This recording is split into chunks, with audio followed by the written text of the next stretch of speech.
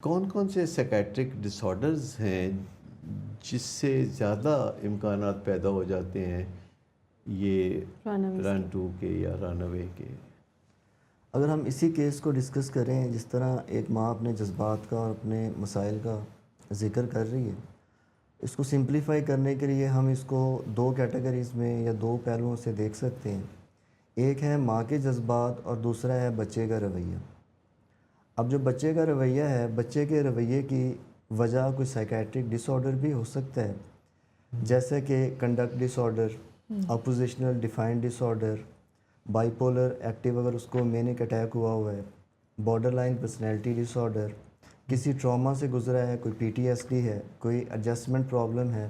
اس کی وجہ سے ہو سکتا ہے، اس نے کوئی نشہ آور چیز کا استعمال کیا ہے، سبسٹانس یوز ڈس آرڈر، اس کی وجہ سے ہو سکتا ہے۔ اگر اس کو ٹراما ہوا ہے، کوئی ہیڈ انجری ہوئی ہے، ٹرامیٹک برین انجری ہوئی ہے،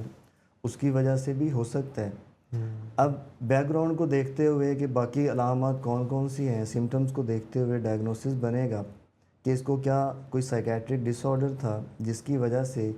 یہ والی چیزیں کر رہا ہے، یا کوئی اور مسائل ہیں۔ اگر ہم فرض کریں کہ کیونکہ بیماریاں تو بہت زیادہ، اگر ہم بیماری ڈسکس کرنے لگ جائیں گے اور ہمارے پاس کوئی بیک گراؤنڈ اس کا بہت زیادہ ڈیٹا ہے نہیں کہ چیزیں کس طرح سے پروگرس ہوئیں، ہم بچے کا جو رویہ ہے اس کو اگر دیکھیں تو بچے کا جو رویہ ہے اس سے ہمیں یہ پتہ چلتا ہے کہ بچے کا جو کوپنگ میکینزم ہے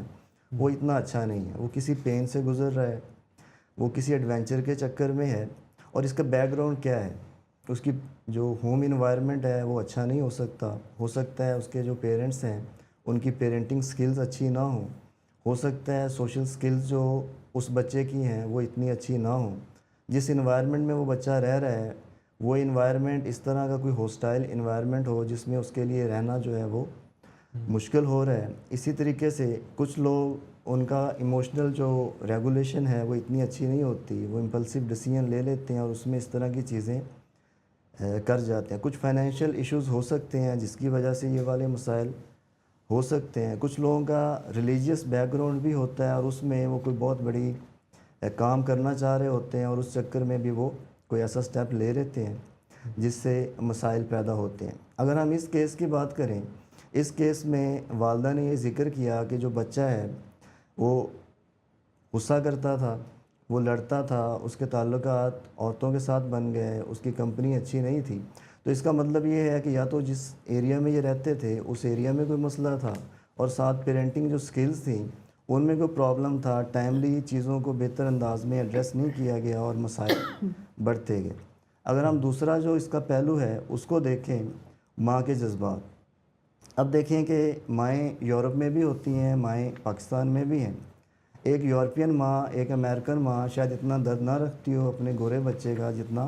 ایک پاکستانی ماں یا ایک پاکستانی باپ رکھتے ہیں۔ اس کی کیا وجہ ہے؟ اس کی وجہ ہمارا ایک کلچر ہے اور ہم جس طرح سے ہماری زندگی گزارتے ہیں، ایک باپ یا ایک ماں اپنی ساری زندگی بچے پہ اس طرح انویسٹ کرتے ہیں جس طرح کوئی بندہ پراپرٹی میں انویسٹ کرتا ہے۔ وہ بچے کو اس طریقے سے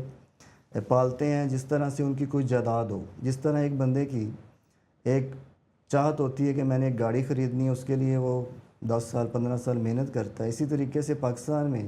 والدین جائیداد بناتے ہیں، زندگی ضائع کرتے ہیں صرف اس لیے کہ ہمارا جو بچہ ہے